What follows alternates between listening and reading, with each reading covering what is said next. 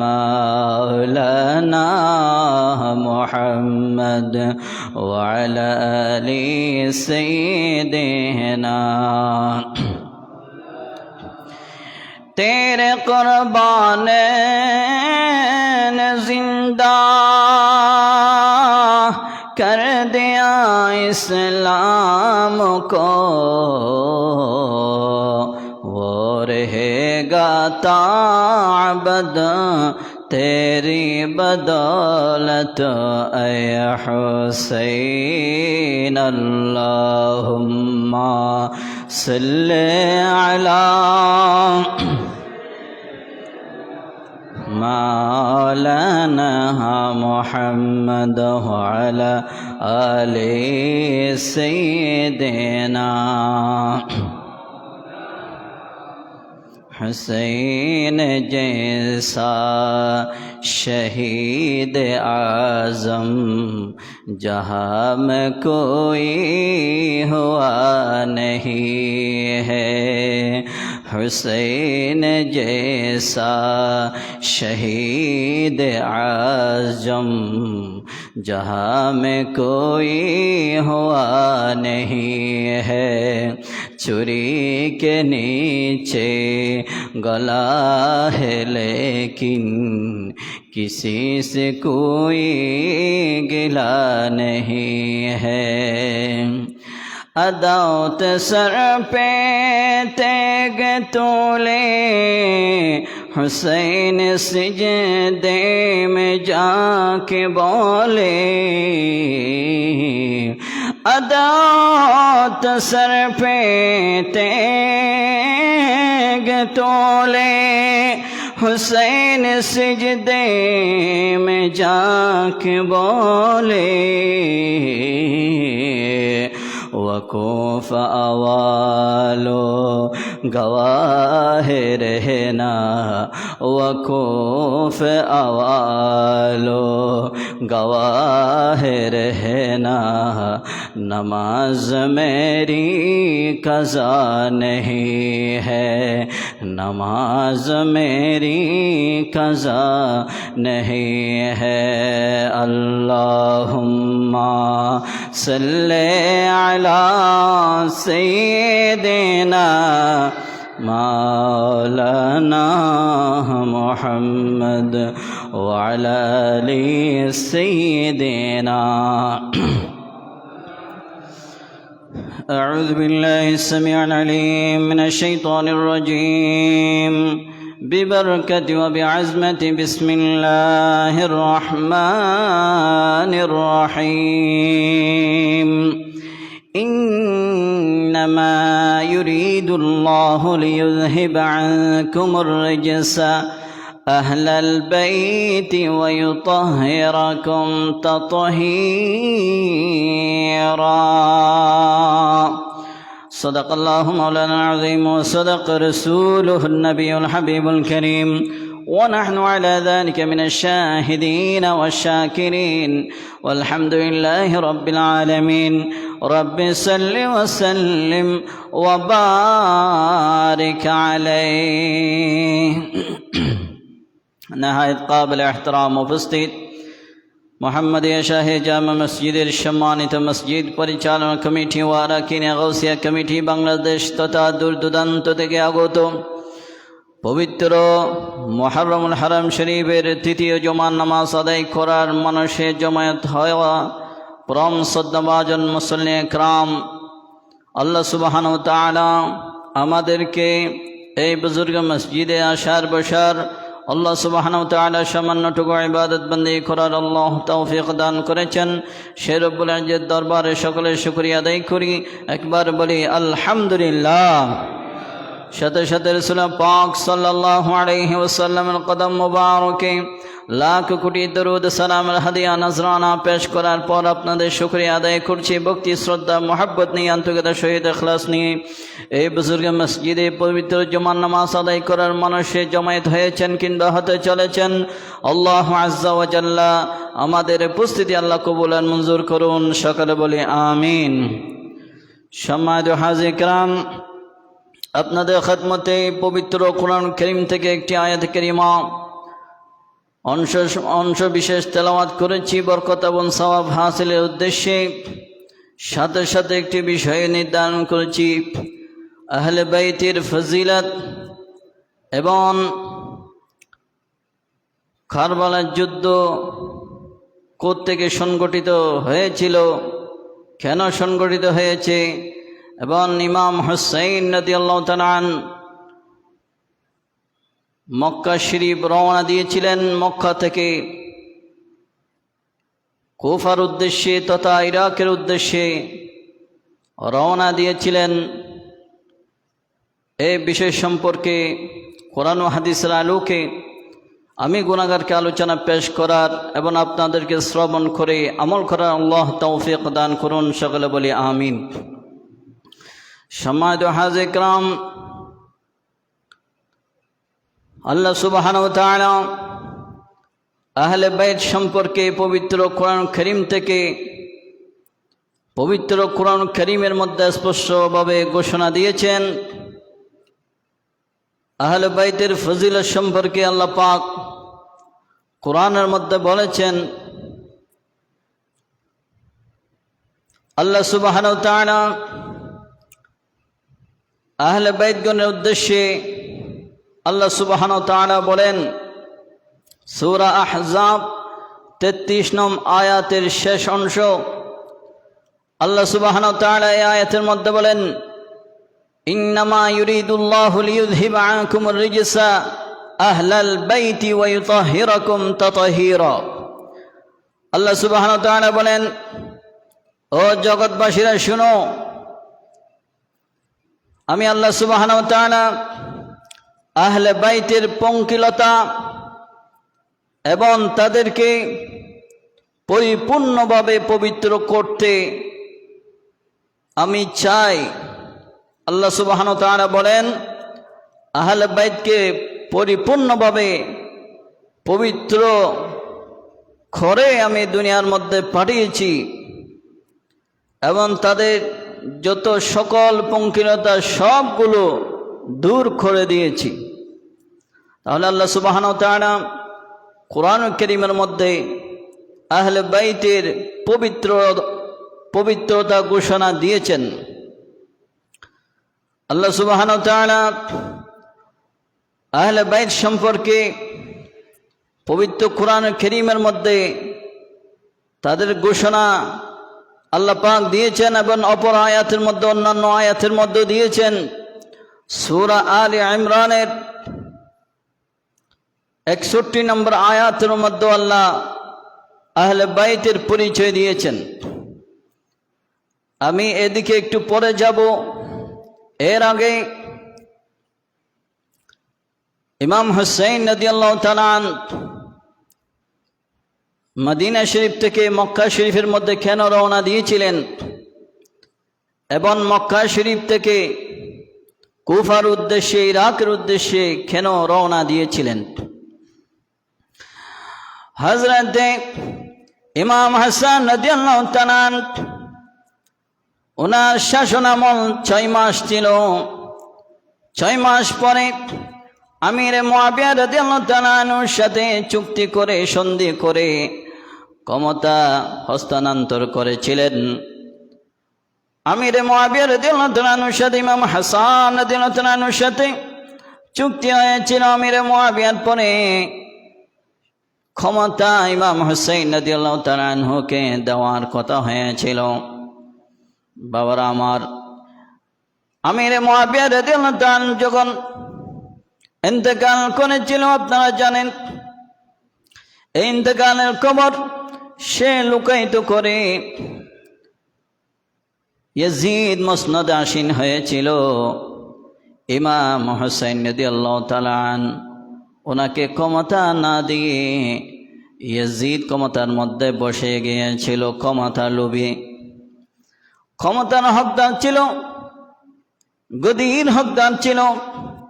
ইমাম হুসাইন রাদিয়াল্লাহু তাআলা আব্দুল্লাহ বিন জুবাইর রাদিয়াল্লাহু তাআলা এবং আব্দুল্লাহ ইবনে ওমর রাদিয়াল্লাহু তাআলা ইয়াজিদ কি করলো, ক্ষমতার মধ্যে বসে চতুর্দিকে সে বার্তা পাঠিয়ে দিল, চিঠি পাঠিয়ে দিল ইয়াজিদের হাতে বায়াত গ্রহণ করার জন্য। ইয়াজিদের হাতে বায়াত না করলে তাদেরকে হত্যার হুমকি দিয়ে বিভিন্ন গভর্নর কাছে, বিভিন্ন প্রান্তর, বিভিন্ন অঞ্চলের বিভিন্ন গভর্নরের কাছে এই চিঠি পাঠিয়ে দিলেন। মদিনার গভর্নর ছিল ওয়ালিদ বিন উকবা, তার নিকট চিঠি পাঠিয়ে দিলেন। ইয়াজিদ পাঠালো ইমাম হুসাইন রাদিয়াল্লাহু আনহুকে ইয়াজিদের হাতে বায়াত গ্রহণ করার জন্য বলা হচ্ছে। আব্দুল্লাহ ইবনে জুবাইর, আব্দুল্লাহ ইবনে ওমর রাদিয়াল্লাহু তাআলা আনহুকে ইয়াজিদের হাতে বায়াত গ্রহণ করার জন্য চিঠি পাঠিয়ে দিলেন। গভর্নর হাউস থেকে ইমাম হুসাইন রাদিয়াল্লাহু তাআলা আনহুর কাছে বার্তা পাঠানো হলো। জুমার সময় সংক্ষেপে বলতে হচ্ছে। বাবার আমার বিস্তারিত বলার এখানে সময়টুকু নেই, তাই সংক্ষেপে বলছি। ইমাম হুসাইন রাদিয়াল্লাহু তাআলা মসজিদে নববীতে কোরআন শরীফ পাঠ করছেন। এই সময় পাশে আব্দুল্লাহ ইবনে জুবাইর রাদিয়াল্লাহু তাআলা ছিল। ওই গভর্নর হাউস থেকে চিঠি পাঠিয়ে দিলেন, বার্তা বাহক পাঠিয়ে দিলেন। গভর্নর হাউসের মধ্যে ডাকা হচ্ছে ওয়ালিদ বিন উকবা, উনি ডাকা পাঠালেন। আব্দুল্লাহ ইবনে জুবাইর বলল, এই টাইমে তো গভর্নর হাউসে বার্তা বাহক পাঠানোর কথা নয়, এটা তো আনটাইম, এই টাইমে কেন পাঠালেন? আব্দুল্লাহ ইবনে জুবাইর বলতে লাগলো ইমাম হুসাইন রাদিয়াল্লাহু তাআলা আনহুকে, এখানে কোনো বড় সমস্যা হয়েছে, কোনো ঘটনা হয়েছে, আমি যাব না ভাইজান, আপনি যদি মন চায় আপনি যান, গ্রহণ করার জন্য বলা হচ্ছে। অন্যথায় যেটা ইয়াজিদ বলল সেটা কিন্তু বলতে পারছেন না, কারণ হলো আহলে বাইতের মহব্বত ওয়ালা লোক ছিলেন ওয়ালিদ বিন উকবা। এখানে একজন ছিল মারওয়ান বিন হাকম। এই বলল, আপনি তুমিও মানুষের রক্ত সুস্থ, এই লোপিনের সন্তান বকাঝকা করে ওয়ালিদ বিন উকবার সাথে পরামর্শ করে উনি বললেন, ঠিক আছে আমি একটু বুঝি, আমি একটু চিন্তা ভাবনা করে। এই বলে ইমাম আল্লাহুম্মা আতিল হুসাইনা সাবরান ওয়া আজরা, নবীজি ইমাম হুসাইন রাদিয়াল্লাহু তাআলা আনহুর জন্য দোয়া করলেন। কি দোয়া করলেন? আল্লাহর নবী যদি বলতে পারতেন, ওগো আল্লাহ আমার ইমাম হুসাইনকে কারবালার যুদ্ধের মধ্যে শহীদ করিয়েন না। ভাইজান ইমাম হাসান রাদিয়াল্লাহু তাআলা আনহুর ওই রওজা শরীফের মধ্যে চলে গেলেন। ইমাম হুসাইন রাদিয়াল্লাহু তাআলা ইমাম হাসান রাদিয়াল্লাহু তাআলার সাথে অনেকক্ষণ জিয়ারত করে, জিয়ারত অর্থ সাক্ষাৎ করা, ওনারা রুহানিয়তভাবে বেলায়েতের পাওয়ারে ইমাম হাসান বড় ভাই ওনার সাথে কথাবার্তা মুশাহাদা করে, সাক্ষাৎ করে, জিয়ারত করে উনি চিন্তা ভাবনা করলেন, আমি সপরিবারে এই মদিনা শরীফ থেকে মক্কা শরীফের মধ্যে চলে যাব। এখানে থাকলে আমাকে ইয়াজিদ বাহিনী ডিস্টার্ব করবে, ইয়াজিদের হাতে বায়াত গ্রহণ করার জন্য আমাকে জোরালো করবে, আমাকে বিভিন্নভাবে হুমকি দুমকি দিবে। আমি এখানে নিরাপদ মনে করছি না। আমি এই পাষাণ্ড বেবিচার, আমি এই পাষাণ্ড ইয়াজিদের হাতে বায়াত গ্রহণ করব না, তার হাতে হাত দিতে পারবো না, আমি বাতিল হাতে হাত দিতে পারবো না। আমার নবীজির দিন ইসলামকে, আমি ইমাম হুসাইনকে রক্ষা করতে হবে। নানা জানে কোটি কোটি উম্মতকে আমাকে রক্ষা করতে হবে। আমি এই পিপাসায় জালেম ইয়াজিদের হাতে আমি হাত দিতে পারবো না। আমি প্রয়োজনে মদিনা শরীফ ত্যাগ করে অন্য কোথাও আমি চলে যাব। এই চিন্তা ভাবনা করে সপরিবারে ৭২ জন মতান্তরে ৮২ জন মদিনা শরীফ থেকে রওনা দিচ্ছেন। মদিনা শরীফ থেকে রওনা দেওয়ার সময় বললেন, মদিনা শরীফ থেকে রওনা দেওয়ার সময় বললেন, ওগো আল্লাহ আমাকে এবং আমার পরিবার পরিজনকে আল্লাহ এই জালেম সম্প্রদায় থেকে ওগো আল্লাহ আপনি হেফাজত করুন। এভাবে আল্লাহর কাছে দোয়া করে ইমাম হুসাইন রাদিয়াল্লাহু তাআলা ওই মদিনা শরীফ থেকে রাতের অন্ধকারে নানা যান রওজা শরীফ জিয়ারত করে, আম্মা জানার রওজা শরীফ জিয়ারত করে, ভাইজানের ইমাম হাসান রাদিয়াল্লাহু তাআলা রওজা শরীফ জিয়ারত করে উনি রওনা দিলেন। রওনা দিয়ে মক্কা শরীফ পৌঁছে গেলেন। প্রতিমধ্যে অনেক ঘটনা ঘটে গেছিল, এগুলো বলার শেষ সময়টুকু পাচ্ছি না। মক্কা শরীফ পৌঁছার পরে সেখানে আব্দুল্লাহ ইবনে জুবাইর রাদিয়াল্লাহু তাআলা আগে ভাগে ওখানে মক্কা শরীফ পৌঁছলেন। ভাইজানকে দেখে খুশি হলেন, ভাইজান আপনি চলে এসেছেন, থাকুন, ভালো করেছেন, এখানে থাকুন, আমিও আছি আপনার সাথে। এদিকে কুফা থেকে চিঠি আসতে আসতে প্রায় 1200টি চিঠি আসলো। 12টি চিঠি, 1200 চিঠি আসলো। এক রাওয়ায়াতের মধ্যে এসেছে 1200, আর এক রাওয়ায়াতের মধ্যে এসেছে 12,000 চিঠি তারা পাঠিয়েছে। তারা কি পাঠালো? কুফাবাসীরা পাঠালো। এখানে নরমান বিন বশির, কুফার গভর্নর নরমান বিন বশিরের পিছনে আমরা নামাজ আদায় করি না, আমরা আপনার অপেক্ষায় আছি, আমরা আপনাকে দাওয়াত দিচ্ছি, আপনি অতি দ্রুত আপনি এই কুফার মধ্যে চলে আসুন। আমরা নরমান বিন বশিরের হাতে বায়াত হতে পারবো না, তার পিছে নামাজ আদায় করতে পারবো না, ইয়াজিদ বাহিনীর হাতে আমরা নামাজ দোয়া আদায় করতে পারবো না। আমি সহ আমরা কুফাবাসীরা আপনাকে দাওয়াত দিচ্ছি, আপনার অপেক্ষায় আছি। আপনি যদি না আসেন, কাল কিয়ামতের ময়দানে নানা জানের সাথে আল্লাহর সামনে আমরা আপনার বিরুদ্ধে, আপনি ইমাম হুসাইনের বিরুদ্ধে আমরা নালিশ করব।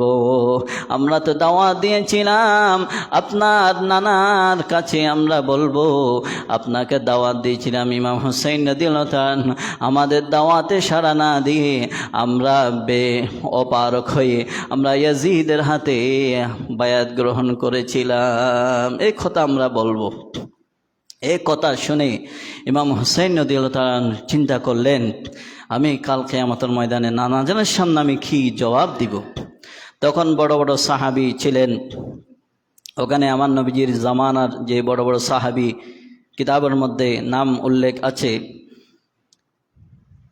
বড় বড় সাহাবীরা বললেন, হুজুর আপনি যাইয়েন না, আপনার আব্বার সাথে কুফাবাসীরা কি আচরণ করেছিল, তারা বেওফাদার, কুফাবাসীরা বড় গাদ্দার, মুহূর্তের ভিতর তারা মত পরিবর্তন করে ফেলে। আমার নবীজির বড় বড় সাহাবীগণ ইমাম হুসাইন রাদিয়াল্লাহু তাআলা আনহুকে নিষেধ করেছিলেন কুফায় না যাওয়ার জন্য। তবে এই চিঠিখানা পেয়ে, চিঠির কথাবার্তা এগুলো পড়ে আর ইমাম হুসাইন রাদিয়াল্লাহু তাআলা মক্কা শরীফের মধ্যে অবস্থান করা সম্ভব হচ্ছে না। ইমাম হুসাইন রাদিয়াল্লাহু তাআলা আনহু যাওয়ার জন্য প্রস্তুতি নিচ্ছেন। এদিকে সাহাবায়ে কেরামরা পরামর্শ দিলেন, হুজুর আপনি প্রথমে যাইয়েন না, আপনি আপনার প্রতিনিধি পাঠান, ওইখানের অবস্থা অবলোকন করেন, ওখানের অবস্থা যদি ভালো হয় তাহলে আপনি এরপরে আপনি যাইয়েন। তখন মুসলিম বিন আকিল, আপনারা জানেন মুসলিম বিন আকিল রাদিয়াল্লাহু তাআলা ওনার 2 সন্তান সহ ইমাম মোহাম্মদ, ইমাম ইব্রাহিম, একজন 6 বছর আর একজন 8 বছরের সন্তানকে নিয়ে ইমাম মুসলিম বিন আকিল রাদিয়াল্লাহু তাআলা আনহু কুফার মধ্যে গিয়েছিলেন। কুফার মধ্যে যাওয়ার পরে ওনার হাতে প্রথম দিনেই বায়াত গ্রহণ করেছে 500 জন। জোরে বলুন আলহামদুলিল্লাহ। প্রথমে কি মোহাব্বত যে দেখিয়েছেন ইমাম মুসলিম বিন আকিল রাদিয়াল্লাহু তাআলা আনহুর সাথে, কারণ ইমাম হুসাইন রাদিয়াল্লাহু তাআলা আনহু প্রতিনিধি পাঠালেন। এরপরে দেখতে দেখতে প্রায় কিতাবের মধ্যে এসেছে 12,000, আরেক রাওয়ায়াতের মধ্যে এসেছে 40,000 এক সপ্তাহে বায়াত গ্রহণ করেছে। এদিকে ইয়াজিদের কাছে খবর পাঠিয়ে দিলেন যে এখানে ইমাম হুসাইন রাদিয়াল্লাহু তাআলা আনহুর প্রতিনিধি এসেছেন মুসলিম বিন আকিল রাদিয়াল্লাহু তাআলা, ওনার হাতে এ পর্যন্ত 12,000 লোক বায়াত গ্রহণ করেছে। পক্ষান্তরে অন্য রাওয়ায়াতে 40,000 বায়াত গ্রহণ করেছে। অবস্থা আপনার প্রতিকূল থাকছে না। এভাবে যদি ইমাম মুসলিম বিন আকিল রাদিয়াল্লাহু তাআলা আনহুর হাতে বায়াত গ্রহণ করে তাহলে পুরা কুফা আপনার হাত ছাড়া হয়ে যাবে। এভাবে যখন চিঠি পাঠালেন কুফা থেকে এক মুনাফিক, এই চিঠি পেয়ে ওই উবাইদুল্লাহ বিন জিয়াদকে কুফার গভর্নর বানিয়ে, সে নোমান বিন বশির, উনি ছিলেন আমার নবীজির মোহাব্বতওয়ালা লোক, আহলে বাইতের মোহাব্বতওয়ালা লোক। উনি ইমাম মুসলিম বিন আকিলের এই অবস্থা দেখে উনি চুপ ছিলেন, কারণ নোমান বিন বশির আহলে বাইতের মোহাব্বতওয়ালা লোক ছিলেন। এই নোমান বিন বশির কোনো ইয়াজিদের পক্ষে কোনো পদক্ষেপ না নেওয়ার কারণে উবাইদুল্লাহ বিন জিয়াদকে কুফার গভর্নর বানিয়ে নোমান বিন বশিরকে পদচ্যুত করে উবাইদুল্লাহ বিন জিয়াদকে, ওই ইয়াজিদের বাহিনী উবাইদুল্লাহ বিন জিয়াদকে কুফার গভর্নর বানিয়ে দিলেন। জোরে বলুন নাউজুবিল্লাহ। এদিকে আসার পথে অনেক ওয়াকিয়া রয়েছে, ইনশাআল্লাহ আজিজ আগামী জুমায় যদি সময় সুযোগ হয় এখান থেকে বর্ণনা করব। এদিকে ইমাম মুসলিম বিন আকিল রাদিয়াল্লাহু তাআলা আনহুকে এই উবাইদুল্লাহ বিন জিয়াদ উনি ঘোষণা করে দিলেন, মুসলিম বিন আকিল রাদিয়াল্লাহু তাআলা আনহুকে যারা আশ্রয় দেবে প্রত্যেককে গ্রেফতার করা হবে, আর যাদেরকে গ্রেফতার করা হয়েছে তাদেরকে হত্যা করা হবে। যে যে আশ্রয় দিবে প্রত্যেককে হত্যা করা হবে, তাদের জানমাল লুণ্ঠন করা হবে, তাদের পরিবারের উপর নির্যাতন করা হবে। এভাবে হুমকি দিয়ে দিলেন উবাইদুল্লাহ বিন জিয়াদ। তখন ওই মুসলিম বিন আকিল রাদিয়াল্লাহু তাআলা আনহু যখন আসর পড়ছেন, মাগরিব নামাজ পড়ছেন, মাগরিবের সময় 40,000 থেকে 500 জন ইমাম মুসলিম বিন আকিল রাদিয়াল্লাহু তাআলা আনহুর পিছনে নামাজ আদায় করেছিলেন। নামাজ শেষে সালাম ফিরানোর পর দেখলেন মাত্র 3 জন। কয়জন? 3 জন। 40,000 থেকে যেতে যেতে 500 জন থেকে যেতে মাত্র 3 জন। এশার নামাজের মধ্যে দাঁড়ালেন, ওই বাকি 3 জন এশার নামাজ শেষ করে ডানে বামে দেখেন একজনও নাই। আল্লাহু আকবার। কত বড় বেওয়াফাদার, গাদ্দার, দাওয়াত দিয়ে বেঈমানি করা। প্রত্যেকের ঘর তালাবদ্ধ, বন্ধ। ইমাম মুসলিম বিন আকিল রাদিয়াল্লাহু তাআলা আনহুর ওনাকে দাওয়াত দিয়েছিলেন, সিরিয়াল মেনটেন করেছিলেন। প্রত্যেকের দরজা আজ মুসলিম বিন আকিল রাদিয়াল্লাহু তাআলা আনহুর জন্য বন্ধ। অলিতে গলিতে হাঁটতে লাগলেন। হাঁটার পরে এক মহিলার দরজা খোলা পেলেন, ওনার নাম তাওয়া। একটু বলুন সুবহানাল্লাহ। উনি ছিলেন আহলে বাইতের মোহাব্বতওয়ালা লোক। উনি মুসলিম বিন আকিল রাদিয়াল্লাহু তাআলা আনহুকে আশ্রয় দিলেন। তবে ওনার পুত্র মুসলিম বিন আকিলের সন্ধানে অলিতে গলিতে ঘুরতে লাগলেন। খবর পেয়ে, ওই সংক্ষেপে বলতে হচ্ছে, উবাইদুল্লাহ বিন জিয়াদের কাছে, গভর্নরের কাছে খবর পাঠালেন। তখন উবাইদুল্লাহ বিন জিয়াদের সৈন্যরা এসে মুসলিম বিন আকিল রাদিয়াল্লাহু তাআলা গ্রেফতার করে গভর্নর হাউসে নিয়ে গেলেন। নিয়ে যাওয়ার পরে ওই ইবনে বুখাইর তার তলোয়ার দিয়ে মুসলিম বিন আকিল রাদিয়াল্লাহু তাআলা আনহুকে শহীদ করা হলো। জোরে বলুন ইন্না লিল্লাহি ওয়া ইন্না ইলাইহি রাজিউন। বড় নির্মম ঘটনা এই ইসলামের ইতিহাসের মধ্যে। এত বড় নির্মমভাবে ঘটনা আর কোনোটি ঘটে নাই, যে কারবালার যুদ্ধের মধ্যে যে ঘটনা ঘটেছিল। এরপর থেকে ইনশাআল্লাহ আজিজ আগামী জুমার মধ্যে যে ইমাম হুসাইন রাদিয়াল্লাহু তাআলা আনহু মক্কা শরীফ থেকে কুফার উদ্দেশ্যে, ইরাকের উদ্দেশ্যে বের হয়েছিলেন এবং যে যুদ্ধ সংগঠিত হয়েছিল সংক্ষেপ ইনশাআল্লাহ আজিজ তুলে ধরা হবে। এরপরে যুদ্ধের পরে কি ঘটেছিল, ইয়াজিদ বাহিনীর কি পরিণত হয়েছিল, আহলে বাইতের বিদ্বেষওয়ালা লোকদের কি পরিণত হয়েছিল, এই সম্পর্কে আলোকপাত করা হবে। আমি যে আয়াতে কারিমা তেলাওয়াত করেছি আহলে বাইতের উদ্দেশ্যে, আল্লাহ পাক তাদেরকে পরিপূর্ণ পবিত্র করেছেন এবং আহলে বাইতের পরিচয় আল্লাহ সুবহানাহু ওয়া তাআলা কোরআন পাকের মধ্যে দিলেন। বিসমিল্লাহির রহমানির রহিম।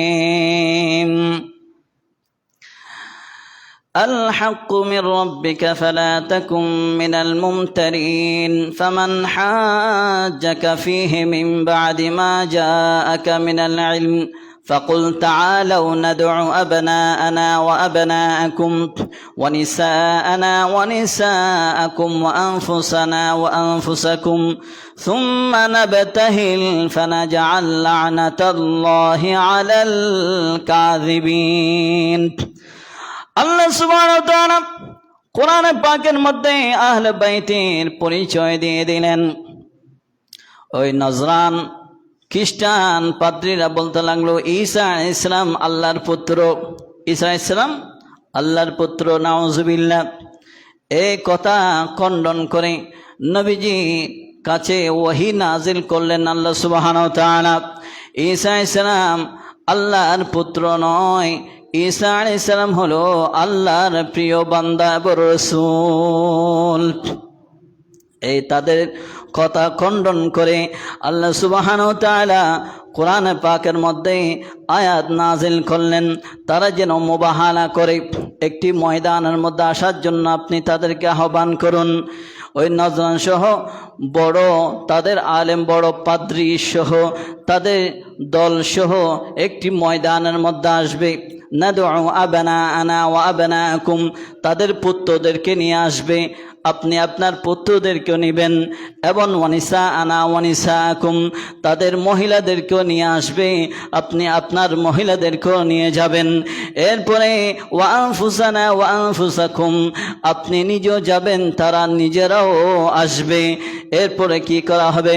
সুম্মা নাবতাহিল ফানাজআল লা'নাতাল্লাহি আলাল কাযিবিন, মৃত্যুর উপর একে অপর লানত করবেন, মুবাহালা করবেন। যে সঠিক পথে থাকবে সে বিজয় লাভ করবে, আর যে সত্য পথে থাকবে না, যে মৃত্যু, তার উপর লানত পড়বে, সে মুহূর্তে ধ্বংস হয়ে যাবে। এই খবর পাদ্রীর কাছে পাঠানো হলো। তারা যে দাবি করছে এই দাবির খণ্ডন করে তাদেরকে আহ্বান করা হলো। এখন তারা ময়দানে আসলো, সংক্ষেপ বলতে হচ্ছে, তারা ময়দানে আসলো। আমার নবীজি বের হলেন এবং ইমাম হাসান হুসাইন রাদিয়াল্লাহু তাআলা আনহু বের হলেন। তাদেরকে ডানে বামে নিলেন, উপরে একটা চাদর ধরলেন। এরপরে ফাতেমা রাদিয়াল্লাহু তাআলা আনহা উনি আসলেন, ওনাকে পিছিয়ে নিলেন, এবং মওলা আলী শের খুদা রাদিয়াল্লাহু তাআলা আনহু আসলেন, ওনাকেও নিলেন এবং চাদরের ভিতর নিলেন। নেওয়ার পরে আল্লাহর দরবারে নবীজি বললেন, আল্লাহুম্মা হাউলাই আহলু বাইতি, ওগো আল্লাহ এরাই হলো আমার আহলে বাইত। ওদিকে আসকাপ পাদ্রী বলতে লাগলো, এ নজরানবাসী খ্রিস্টানরা শোনো, আমি এমন কতগুলো নক্ষত্র দেখছি, তোমরা দেখো, তোমাদের চক্ষু দিয়ে দেখো, আমি এমন কতগুলো নক্ষত্র দেখছি। ক্বালা ইয়া মা'শারান নাস ইন্নী লা আরা ওয়াজুহান লাউ সাআলুল্লাহা আন ইয়াজিলা জাবালান মিন মাকানিহি ওয়া লা ইয়াবকা নাসরানিয়ুন ইলা ইয়াউমিল কিয়ামাত। আমি এমন কতগুলো নক্ষত্র দেখছি, নূর দেখছি। ওনারা যদি এই পাহাড়, ওনারা যদি দোয়া করেন, আল্লাহ এই জবালুন, এই পাহাড় আপনি সরিয়ে দেন, ওনাদের দোয়াতে পুরা পাহাড় পর্যন্ত আল্লাহ পাক মুহূর্তে সরিয়ে দিবেন। আমি দেখছি ওনারা যদি আমাদের বিরুদ্ধে যদি দোয়া করেন, তাহলে ইলা ইয়াউমিল কিয়ামা, কিয়ামত পর্যন্ত একজন নাসারা, একজন খ্রিস্টান ওই দুনিয়ার জমিনে থাকতে পারবে না, মুহূর্তে ধ্বংস হয়ে যাবে। ইয়া মা'শারান নাস, হে খ্রিস্টানবাসীরা, আমি আসকাপ পাদ্রী তোমাদেরকে আদেশ দিচ্ছি যে যেদিকে পারো সেদিকে পলায়ন করো, এই ময়দান থেকে চলে যাও। আল্লাহু আকবার বলুন। তখন সবাই দিক বিদিক ছুটাছুটি করে সবাই চলে গেলেন, আর আমার নবীজি বিজয় লাভ করলেন। জোরে বলুন সুবহানাল্লাহ। আর এই পাদ্রী বলল, ওই নক্ষত্রগুলো যদি ওই আখিরে জামানার নবী যদি আমাদের বিরুদ্ধে বদদুয়া করতেন, লানাতুল্লাহি আলাল কাযিবিন, এই মুহূর্তেই আমরা ধ্বংস হয়ে যেতাম, আর 1 বছরের মধ্যে কোনো খ্রিস্টানও বেঁচে থাকতো না, কিয়ামত পর্যন্ত কোনো খ্রিস্টানও পেত না। এই আসকাবদের কথা না শুনে যদি তারা ওই ময়দানের মধ্যে যদি অবস্থান করত, আজ একজন খ্রিস্টানও পাওয়া যেত না। কোরআন শরীফের কথা, আমার বানানো কথা নয়। তাহলে আহলে বাইতের ফজিলত, পজিশন, মর্তাবা কত উঁচু করেছেন আল্লাহ সুবহানাহু ওয়া তাআলা সূরা আহজাবের মধ্যে বলেন, ইন্নামা ইউরিদুল্লাহু লিইয়ুযহিবা আনকুমুর রিজসা আহলাল বাইতি ওয়া ইউতাহহিরাকুম তাতাহীরা। আমি আল্লাহ তাদেরকে পরিপূর্ণভাবে পবিত্র করে রেখেছি এবং সমস্ত পঙ্কিলতা, সমস্ত গুনাহ থেকে মুক্ত করে দিয়েছি। জোরে বলেন সুবহানাল্লাহ। সে আহলে বাইতের বিরুদ্ধে আজ কারা কারা আঙ্গুল তুলে কথা বলছে আর কারা শহীদ করেছে দেখুন। তারাও আলকাল্লা, জুব্বা, টুপি, নামাজ, দোয়া, দিলা, কুলুক সব কিছু করত। এদিকে ইমাম হুসাইন রাদিয়াল্লাহু তাআলা আনহু কাফেলাও নামাজ পড়েছিলেন, ইয়াজিদ বাহিনীরও নামাজ পড়েছিলেন। কার নামাজ দোয়া কবুল হবে আপনি চিন্তা ভাবনা করুন। আল্লাহ সুবহানাহু ওয়া তাআলা আমাদেরকে আহলে বাইতের ফজিলত সম্পর্কে, আহলে বাইতের মর্তবা, মর্যাদা বুঝার এবং তাদের পক্ষে থাকার আল্লাহ পাক আমাদেরকে তৌফিক দান করুন। সকলে আমিন। ওয়া আখিরু দাওয়ানা আনিল হামদুলিল্লাহি রাব্বিল আলামিন। আসসালামু আলাইকুম ওয়া রাহমাতুল্লাহি।